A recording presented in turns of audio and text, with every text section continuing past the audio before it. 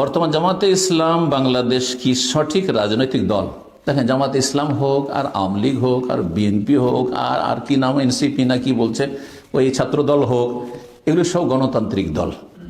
ইসলাম যদি আপনি বিশ্বাস করেন, ইসলামের আকীদা, ইসলামের মতাদর্শ আর ইসলাম যদি বুঝেন, তাহলে গণতন্ত্র ইসলাম সমর্থন করে না। গণতন্ত্র ইসলাম সমর্থন করেন না। তার সামান্য কিছু ভালো দিক রয়েছে, প্রায় সবগুলি দিক ইসলামের সাথে সাংঘর্ষিক।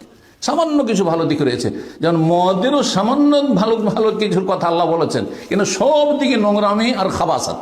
কথা বুঝতে পেরেছেন না?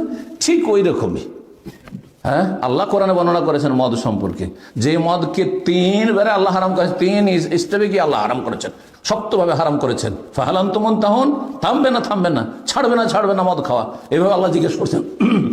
তো আপনি মদের চাইতে নিকৃষ্ট হচ্ছে কুফরি। আপনি এই কুফরি তন্ত্র কি করে বিশ্বাস করেন?